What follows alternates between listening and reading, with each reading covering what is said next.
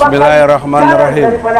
Assalamualaikum warahmatullahi wabarakatuh. Waalaikumsalam warahmatullahi wabarakatuh.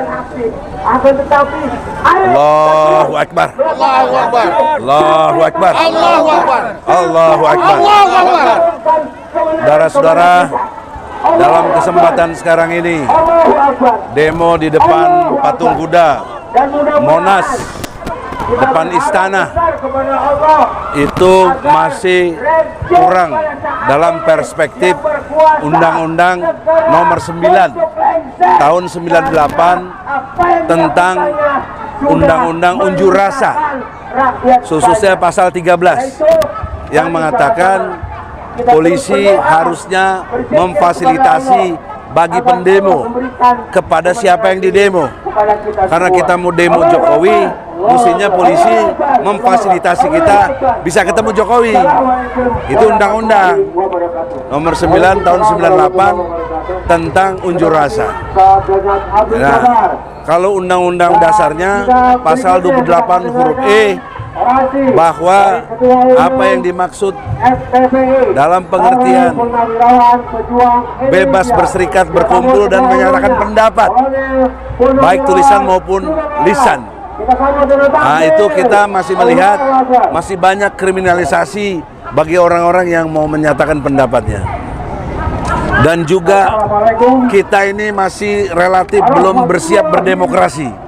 Buktinya saya bicara gini banyak yang ngancam, banyak yang WA dan lain sebagainya, maki-maki, ya.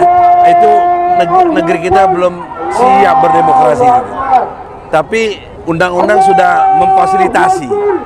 Oleh karena itu, dalam kesempatan ini yang menarik adalah kita berbarengan situasi menggugat BBM supaya turun, ya.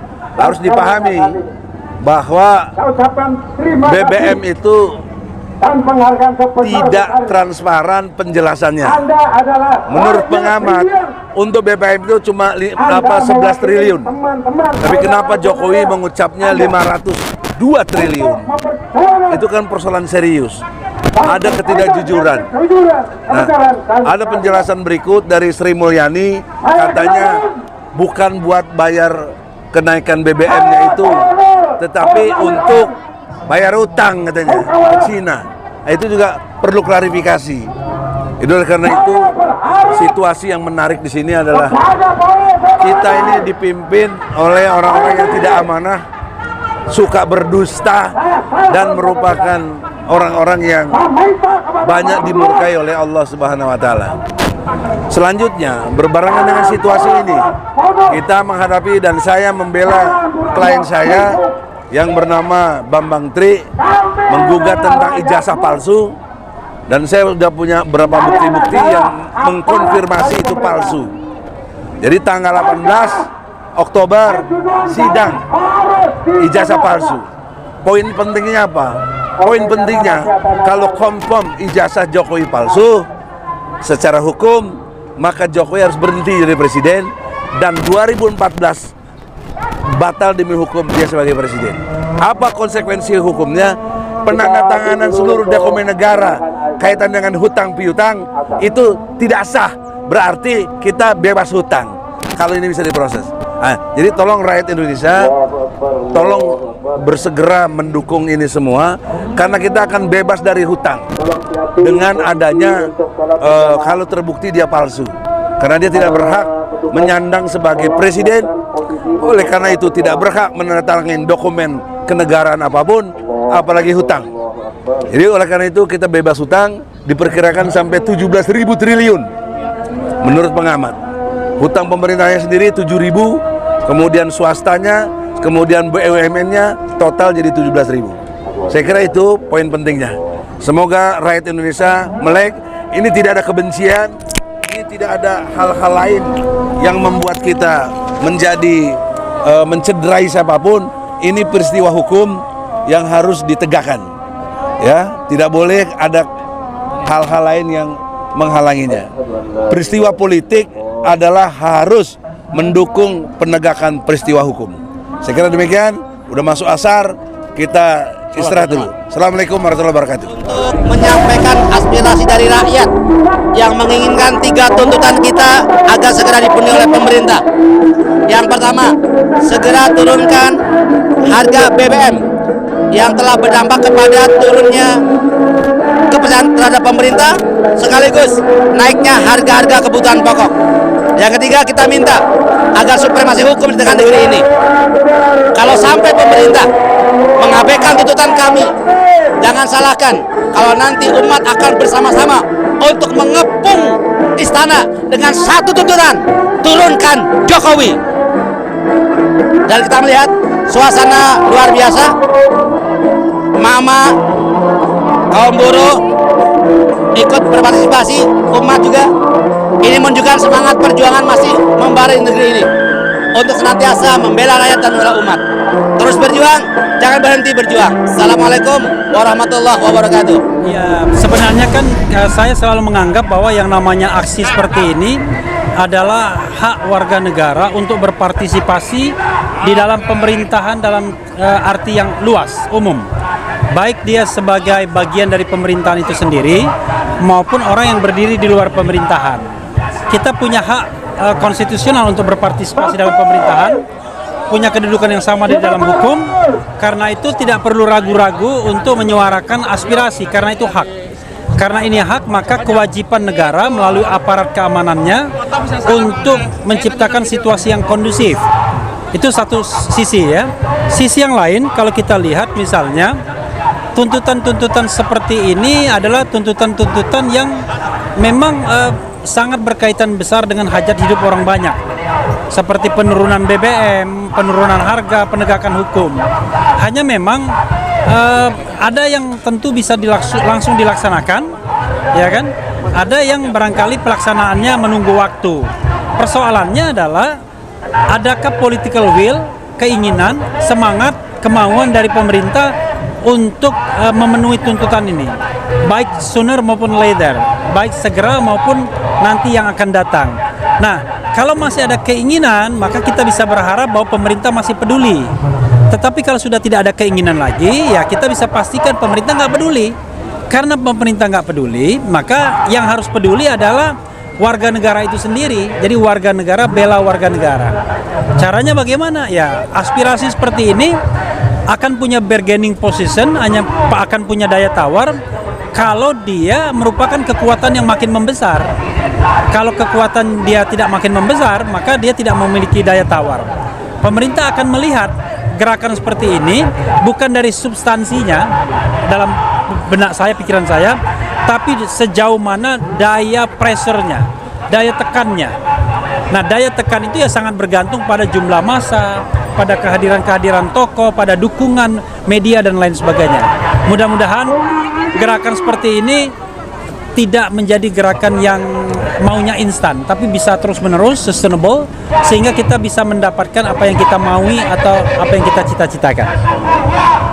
Masalahnya kan udah berkali-kali, udah berjilid-jilid, cuman belum ada respon ini dari pemerintah. Itu gimana kira-kira? Iya, respon itu kan saya sudah katakan, pemerintah dalam kacamata saya, dia tidak melihat substansi permohonan, substansi tuntutan, yang dia lihat sejauh mana, sekuat apa gerudukan masanya. Kalau gerudukan masanya cuma segini, ya mungkin dia nganggap enteng-enteng aja. Tapi kalau gerudukan masanya 3 juta orang seperti 212 misalnya, ya tentu dia akan berpikir, ya kan? Karena itu ya tidak apa-apa, yang penting kan menjaga endurance, menjaga semangat. Karena harus ada kelompok masyarakat yang menyuarakan agenda-agenda seperti ini. Karena kalau tidak disuarakan, pemerintah nanti menganggap bahwa benar kebijakannya. Padahal kebijakan ini adalah kebijakan yang makin menyengsarakan rakyat di satu sisi dan makin menguntungkan kelas elit tertentu. Termasuk misalnya subsidi BBM yang diduga dialihkan kepada proyek-proyek infrastruktur, termasuk IKN misalnya. Padahal kita tahu bahwa proyek-proyek tersebut dalam jangka waktu dekat tidak langsung berdampak kepada hajat hidup orang banyak. Padahal kalau kita bicara masyarakat itu day to day, hari per hari. Mereka makan apa hari ini? Mereka nggak bisa nunggu sebulan lagi, setahun lagi, 2 tahun lagi, nggak bisa nunggu. Yang mereka adakan yang inginkan adalah hari ini bisa makan apa, besok bisa makan apa. Jadi betul-betul day to day. Nah, ini yang kemudian menurut saya pemerintah kurang berpihak. Karena pemerintah kan hidup di dalam lingkaran elit, dalam lingkaran istana, tidak bergaul dengan masyarakat sehari-hari, tidak pernah kurang makan, tidak pernah kelaparan, tidak pernah kesulitan, tidak pernah ngutang, kira-kira begitu. Tetapi mereka orang yang sangat bisa bertahan dalam kondisi apapun. Karena difasilitasi negara dan mendapatkan kemungkinan mendapatkan insentif-insentif dari negara. Misalnya mereka rangkap jabatan dan lain sebagainya. Misalnya sudah menjadi pejabat publik tapi juga jadi komisaris di BUMN misalnya. Kan mereka kan tidak akan kesulitan dengan penghasilan 1 miliar per bulan dibandingkan masyarakat yang kadang dapat duit kadang enggak setiap hari. Kira-kira begitu. Jadi terlalu jomplang. Berarti kalau untuk hari ini mungkin kurang banyak linasinya. Ya sebenarnya jumlah itu relatif. Yang paling penting adalah bagaimana menjaga elan, semangat. Karena kalau kita ingin menggedor pemerintah, menggedor penguasa, tidak bisa sekali.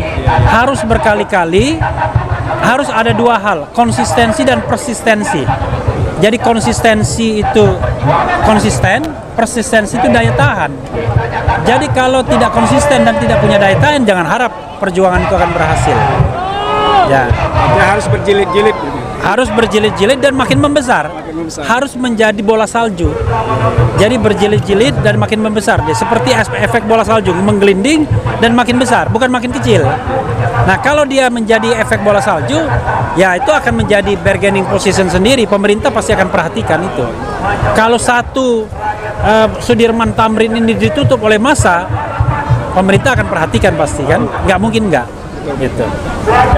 Tapi sekali lagi kita apresiasi, bukan berarti ini tidak kita apresiasi, tetap kita apresiasi karena elan atau semangat itu harus tetap dijaga. Tapi jangan berharap bahwa pemerintah akan peduli kalau kita tidak geruduk, tekan, membesar dan lain sebagainya. Harapannya ke depan mudah-mudahan ya. Ya, seperti bola salju, harapannya ke depan. Gitu. Baik, terima kasih Bang Saksi. Kepada channel USM itu adalah Ustadz Selamat Ma'arif. Saya Refli Harun mengucapkan pertama selamat ya atas eksistensi channel ini dan kepada siapapun termasuk Sobat Era sekalian agar tonton juga channel ini. Kita sama-sama maju ya. Sama-sama berjuang. Wassalamualaikum warahmatullahi wabarakatuh. Waalaikumsalam warahmatullahi wabarakatuh. Oke.